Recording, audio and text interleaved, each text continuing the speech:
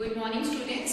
So today we are going with the continuation of our previous topic, that is sexual reproduction among the organisms. And you have already known that the sexual reproduction among the organisms is been divided into the three events. The pre-fertilization events, in which we have already covered gametogenesis and gamete transfer. Then the fertilization events will change, and after that there is a post-fertilization events.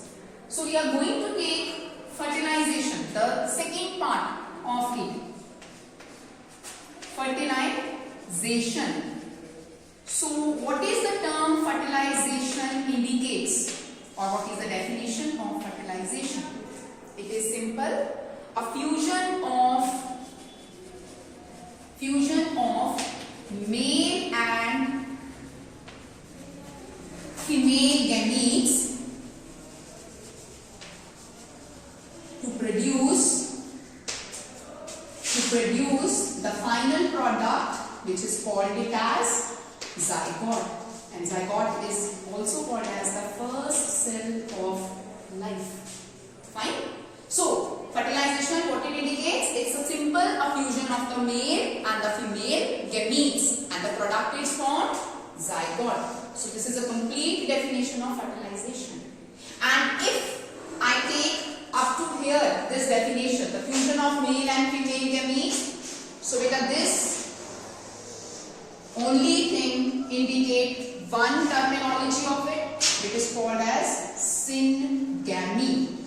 So many of the time the question do arises, what do you understand, or what is the difference between syngamy and fertilization? So it is very clear that when the fusion of male and female gametes takes place, it is called syngamy. And fusion of male and female gametes takes place to produce zygote, it is called fertilization. So it's a simple thing. Now, types of fertilization. There are two main types of fertilization, bache. One is called external fertilization, and another it is called as internal mode of fertilization. So the differences among the two. External, that is the fusion of male and female gametes, they takes place outside the body of the female. So this is called as external fertilization, like in fishes, amphibians, है ना? So these vertebrate classes, they the male fishes, they have to shed the sperms outside of the body, and the female fishes, they have to shed the eggs outside of the body, and the fusion of the male and the female gamete that has been taken place and the external medium in the water. So that is the external mode of fertilization. And now what is the internal mode of fertilization, beta? When the fusion of the male and female gamete takes place inside the body, like in mammalia, the class mammalia, the class reptiles or class birds. So we comes under to internal mode of fertilization. Clear? So this is again the important question. In the paper there is a difference among the both occasionally come. Fine.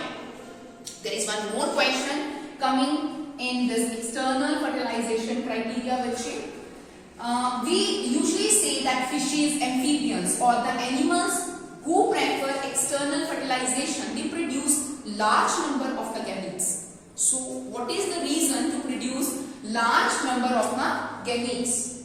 Okay.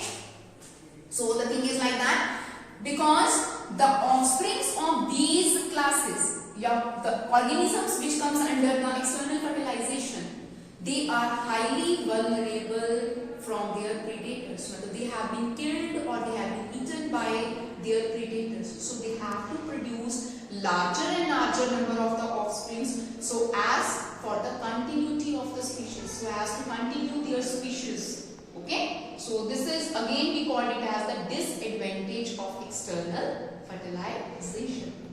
So by this we can cover our B section, that is the fertilization events, which is again come under to the main topic, sexual mode of reproduction.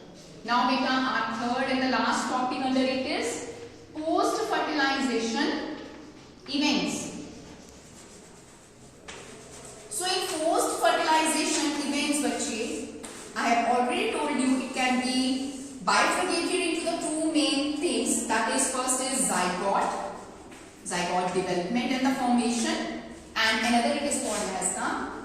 embryogenesis. Fine. So we know that whenever the fusion of male and female gametes takes place, it will ultimately produce a product which is called as zygote. So zygote is a diploid cell, and it is also called as the first cell of life. Okay, so we can denote it as 2N because it is a diploid. And further, when differentiation and the development takes place inside the zygote, it will converted into the embryo. So embryogenesis, genesis word again to produce, fine, embryo. Matlab the development in the embryo. So there is cell differentiation, fine. Cell can be differentiated into the various cells, and then there is cell division, and we know that the divisions are of the two types, mitosis and meiosis.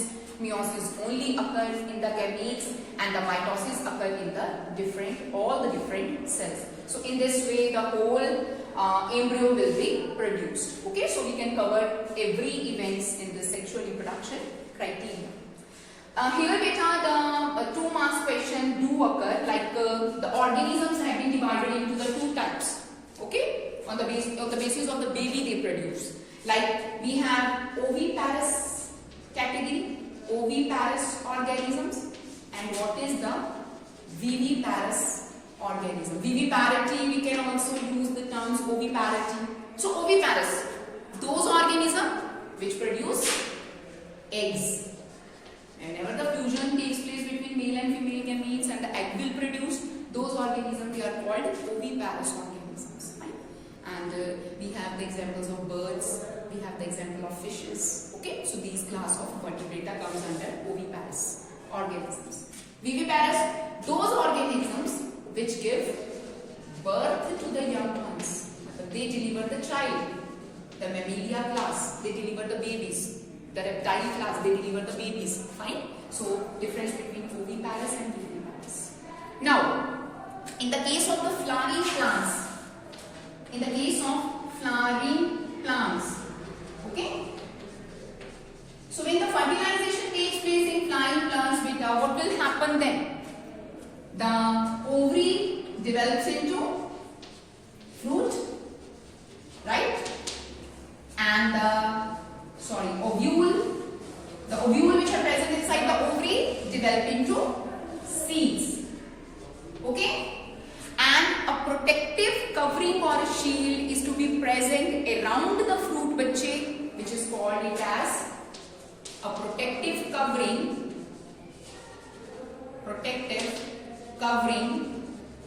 around the fruit is present, and this covering is called as pericarp.